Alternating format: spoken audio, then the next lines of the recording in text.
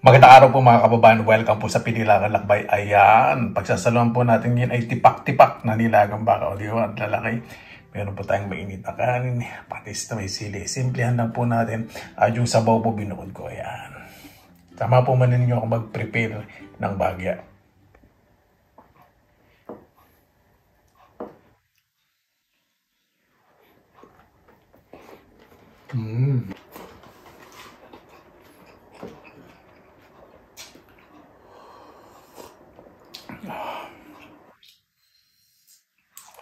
Ayan.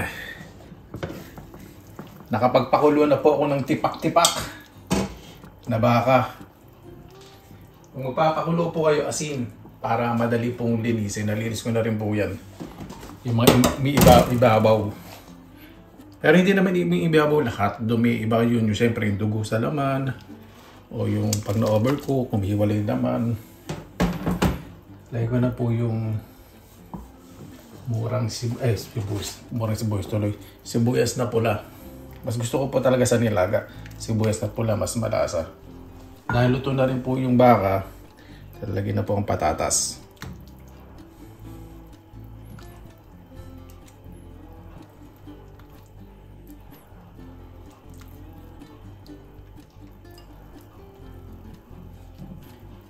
Takpan po natin.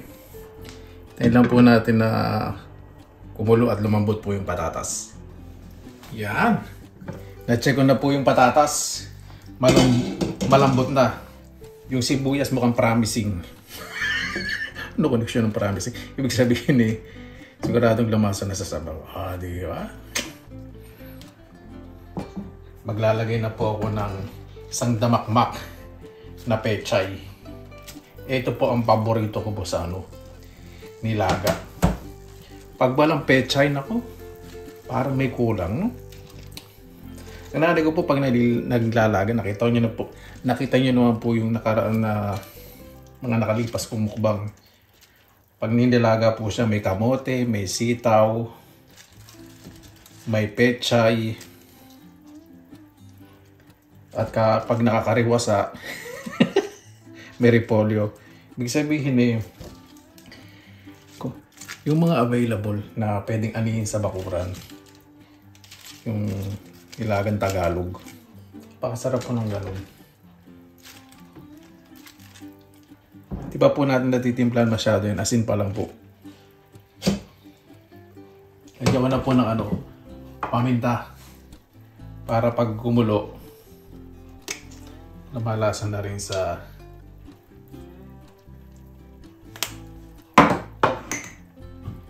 pechay. Takpan po natin. Kapag nalanta na po yung paminta, saka po tayo maglalagay ng patis. Ay, hindi. Sorry. Just a second. Mga ganito pinanood mo naman sa YouTube, di ba? Pag nakita nyo, parang sarap pectus ng sano. Lagyan na po natin ng patis. Hindi ko po masyadong aalatan. Ang patis pang paninanaw. Kasi may pag kumain tayo may patis sa asili. Uluan lang po natin. Ayan po. Natikman ko na din po. Tama-tama lang po sa akin yung alat. Napakalinamnam. Pag nalanta na po itong pechay, nalagay na po ako ng murang sibuyas. Pag naglalagay po ako ng murang sibuyas, itong chives, buo. Dahil inatake ko ngayon nakabatugan, gutom na ako . Yan ang dahilan nun. Yan. Ready na po yan, hindi ko po overcook yung murang sibuyas. Kain na po tayo. Mabuhay yan! Maraming salamat na po sa Panginoon. Kasama-sama na lang po tayo na wise safe po lahat. Bago tayo mag-isa, pasalamatan po muna natin ang Panginoon. Panginoon, maraming salamat na po sa biyang binigay niyo po sa amin sa araw na ito na ang bawat isa po ay mas maging mapagkumbaba. Iwasan po ang pakikipagkumpetensya sa bawat isa. Kaya na po ang bahala po sa amin. Sinusuko na po namin sa inyo at sa kanilang sasabihin.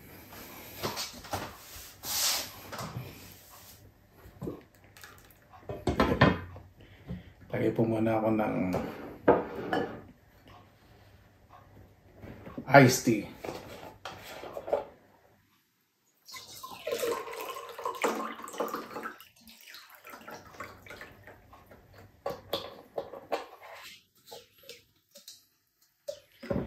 I just realized that, okay, I just realized that I have to reduce of drinking soft drinks for a while. Ang ganong accent.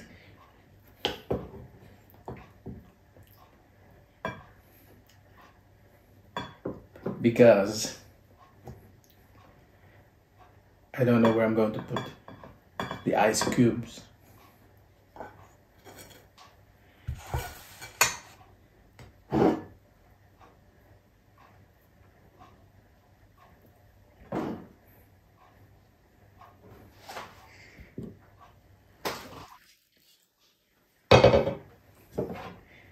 Wala tayo ng sabaw.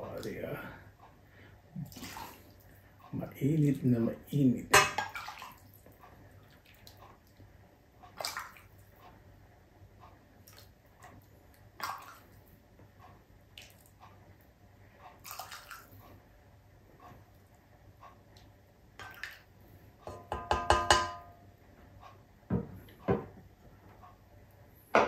Pa natin ayaw pong lumamig, masarap ba init pa rin. Ay, konting sabaw sa kanin.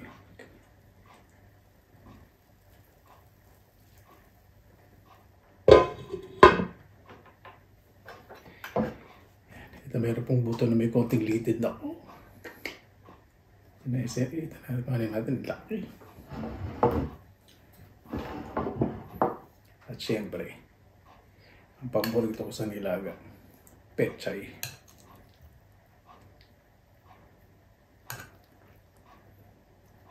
Patatas, okay lang sa akin.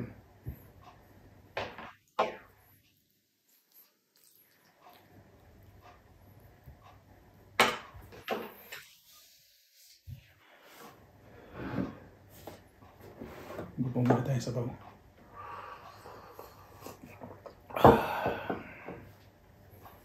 Hindi po malit yung palato. Marami lang mong pagkain sa ibabaw. Tutututo, litid.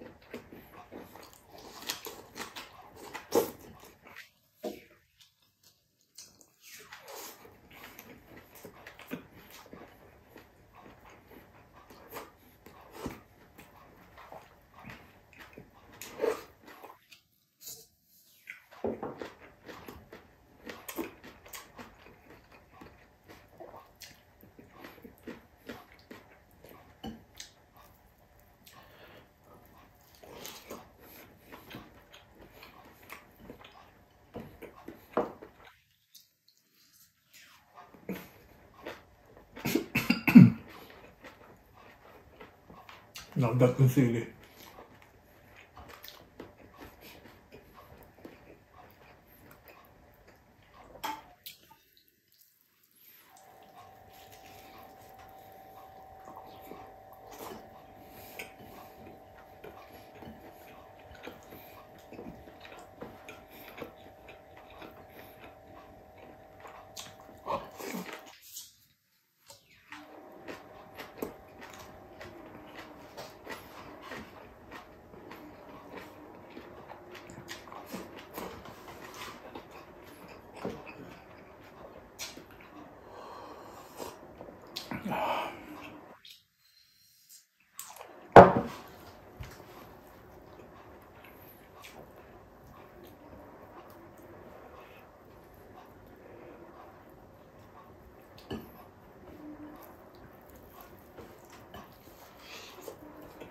Napakalambot.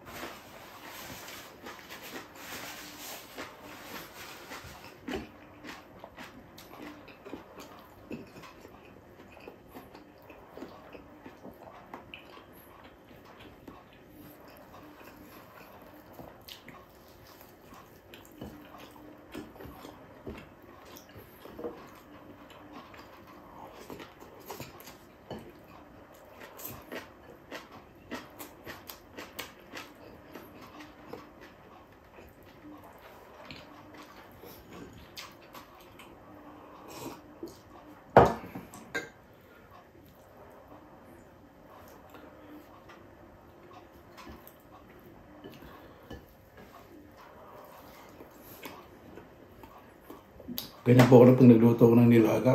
Baka ano.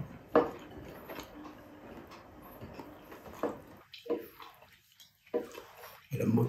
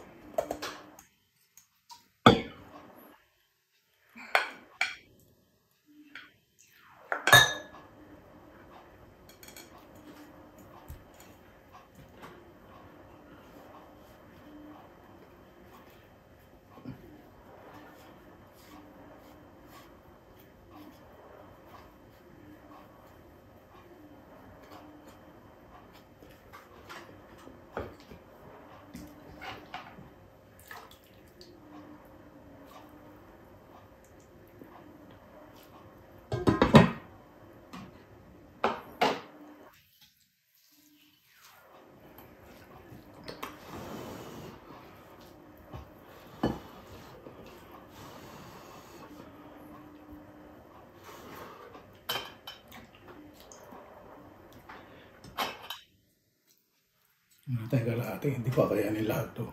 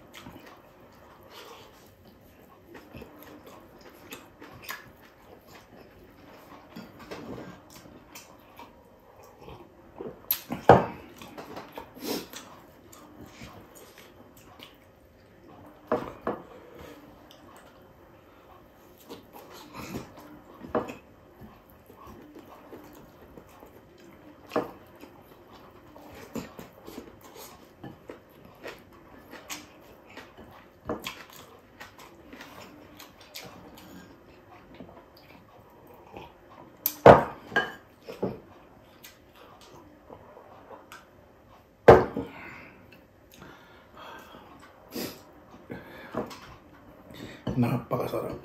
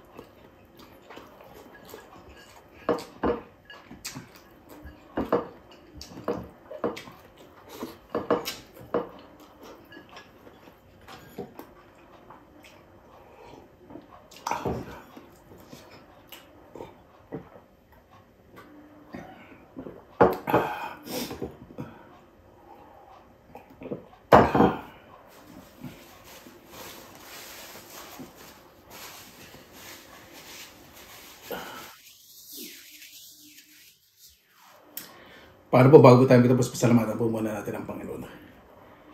Panginoon, maraming salamat po sa napakasarap na biyaya, hindi lang po sa pagkain sa buhay, sa mga tao na mamalasakit at mamahal po sa amin.